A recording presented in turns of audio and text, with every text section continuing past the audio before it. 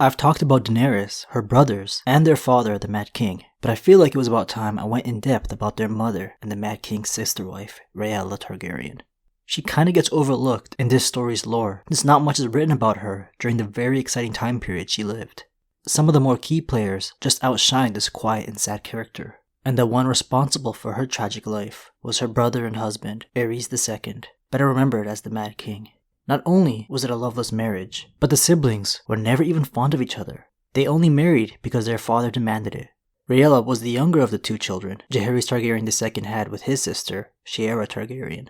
Aerys was born in 244 AC, while Rhaella was born just shortly after. The exact date isn't given, but 245 AC is a safe bet because they both became of age around the same time. By this time in the story's history, the Targaryen tradition of incestuous marriage was kind of dying down, but Jaehaerys felt he should revive it. There was a woods witch hanging around this royal family who some claimed to be one of the children of the forest, and she came to Jaehaerys with a prophecy concerning his children. She said the prince who was promised would be born from Aerys' and Rhaella's line. Jaehaerys had full faith in this woods witch and arranged the betrothal while they were still young.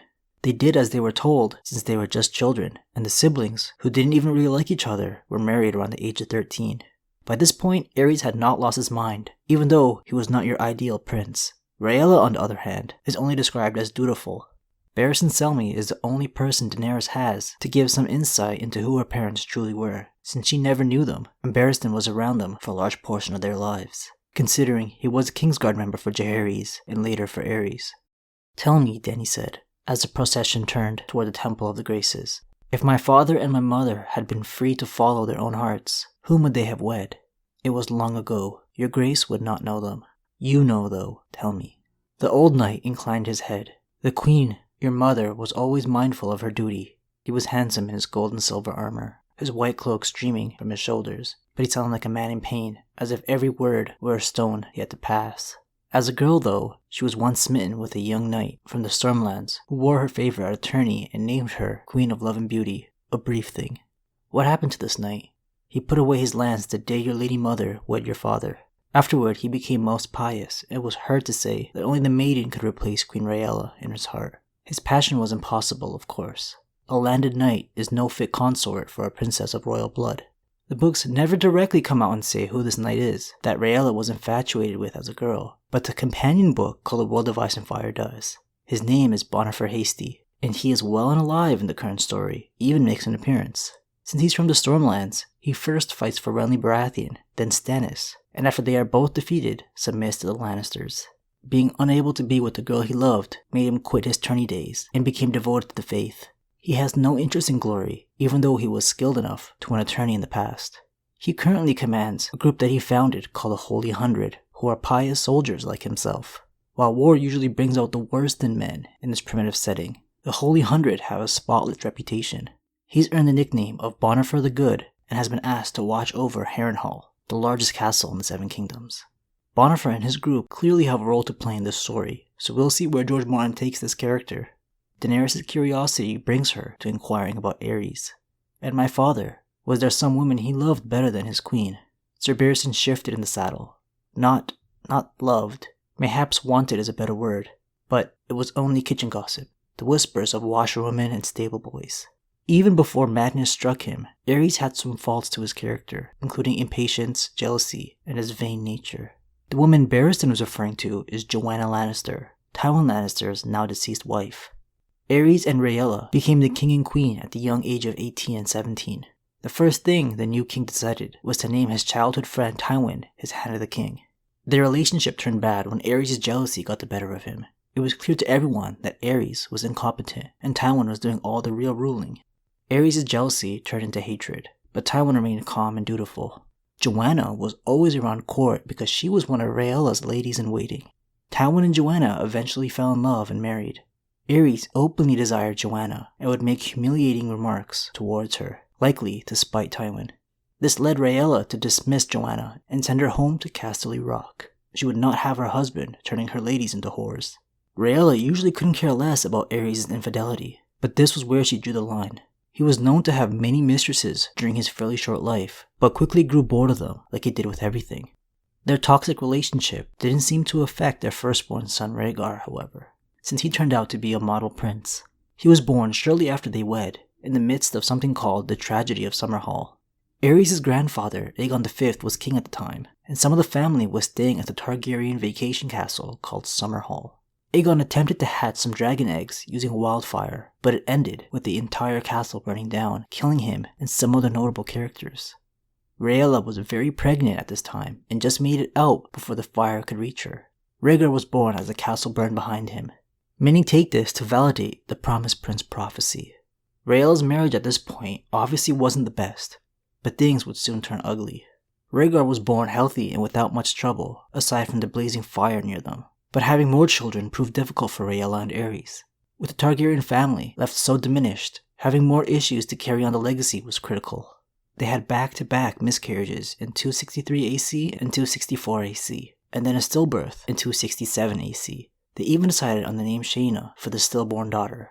2 years later, another son, Daeron, would be born, but he would only live for 6 months. The very next year, they would have another stillborn. Aerys wasn't a complete monster yet, so at first he comforted Rhaella during these early grief-stricken years. But that last stillbirth changed him. This was his first sign of paranoia before it would consume his life. He somehow convinced himself that none of the miscarriages and stillbirths had been his. Aerys accused Rhaella of being unfaithful, with its only argument being the gods would not allow a bastard to sit on the Iron Throne. After all her trauma, he decided to punish her by confining her to the deepest and most fortified part of the Red Keep. 2 septas were also ordered to share her bed from then on so she would remain faithful. But things didn't improve for this family. They would have another miscarriage in 271 AC and a premature baby named Aegon born the next year that would soon die. In 274 AC, another boy would be born named Jaehaerys, but he would also soon die. If he couldn't blame Rhaella, he would have to find someone else. Sir Aerys just went on a killing spree on anyone he believed to be responsible for the baby's death, from the wet nurse to his mistress at the time and even her entire family. With no one else left to blame, he began to take some responsibility for all the failed pregnancies. In 275 AC, he vowed to never take another mistress and to be faithful to Rhaella, and he actually kept his promise. He just lost interest in women entirely. All the while, Rhaegar was now 16 years old. He was quiet, intelligent, and very skilled with not only a sword but a harp too. He was reading at such a young age that people joked that Rhaella must have swallowed some books and a candle while he was in her womb. The Princess of Dorne during this time, who happened to be Oberyn, Elia, and Doran's mother, was one of Rhaella's ladies-in-waiting along with Joanna Lannister. Although House Martell and the Dornish always had a turbulent relationship with the Targaryens and the rest of Westeros, Queen Rhaella and the Princess of Dorne got along well enough to arrange the marriage between their children. Tywin had always wanted Rhaegar to marry his daughter Cersei, but Rhaegar would end up with Elia Martell, a match they both seemed happy with. In 276 AC, Aerys and Rhaella would finally have a successful pregnancy, finally a second son in case anything would happen to Rhaegar. Viserys was born a little small, but still healthy. That wasn't good enough for the Mad King, however. His paranoia went off the scales when it came to Viserys' well-being. No one was allowed to be alone with the newborn, including Rhaella herself. All his gifts were burned, and Kingsguard members watched him day and night. Like his mother, Viserys didn't leave the Red Keep. Rhaella tried to shield Viserys from Aerys' descent into madness, but Barristan Selmy claims even at a young age, Viserys exhibited some troubling early signs of mental illness. Rhaella's efforts seem to have kind of paid off, since Viserys in his adulthood believed the stories about the Mad King to be lies from their family's enemies. By this time in the story, Rhaegar had taken up residence on Dragonstone with his wife, like the Targaryen heirs had done before him. Eventually, Rhaegar would have a child of his own, a daughter named Rhaenys. The Mad King wouldn't even touch his first grandchild, claiming she smelled Dornish, but the more loving Rhaella embraced her granddaughter. Aerys' madness reached a point where no one was permitted to even touch him, so his hair and nails grew gross and long. He also began to have a strange obsession with fire. Fire and violence were the only things to arouse him. The only times Aerys would lay in bed with Rhaella was after an execution by wildfire. He would rape her and be violent with her, to the point of her having bruises, scratches, and bite marks. A young teenage Jaime Lannister was a new addition to the Kingsguard and was shocked to hear the Queen screaming in agony from the hell the Mad King put her through. Jaime wanted to help her, claiming he swore to defend her as well, but a senior member of the Kingsguard reminded Jaime that yes, you must defend Rhaella, but not from him. On one of those nights, after the Mad King ordered an execution by wildfire, Rhaella would get pregnant one more time. This was during Robert's rebellion, so it was no longer safe for Rhaella and Viserys to remain in King's Landing. Robert Baratheon killed Rhaegar himself for taking Lyanna Stark away from him, so Viserys now became closer to ruling. They were evacuated to the nearby island Dragonstone that had always belonged to the Targaryens. Jaime Lannister was the last Kingsguard left in King's Landing, with the war raging on, and the Mad King wanted to keep him close, so Rhaella and Viserys were escorted by the Master-at-Arms of the Red Keep, Sir Willem Darry. It was smart to send them away, because it wouldn't be long before the rebels defeated the Targaryens and Robert would take the Iron Throne for himself. The Mad King and Rhaegar's children were killed, so Rhaella decided to crown Viserys as the King of the Seven Kingdoms, even though he wouldn't rule anything. They spent months on Dragonstone, and then one day, while a horrible storm was crashing onto their castle, Daenerys would be born. Another healthy Targaryen child for Rhaella, but she wouldn't survive due to childbirth complications, only living into her late 30s. There was no one left to look after the 8-year-old Viserys and the newborn Daenerys, so Willem Darry took it upon himself to watch over them. Many who served the Targaryens on Dragonstone wanted to sell the children to Robert since they couldn't fight off the rest of the Seven Kingdoms. Willem Darry decided to flee to Braavos, where they would be safe from the new king. It seems like Viserys was very attached to his mother, since the only thing that brought him happiness was Rhaella's crown that he took with him to Braavos. When he had to sell it in order to survive after Willem's death, he was in a constant state of anger. He always blamed Dany for the death of their mother, similar to how Cersei always blamed Tyrion for doing the same. Rhaegar and Dany clearly took after their calm and loving mother, while Viserys was a monster just like his father, the Mad King.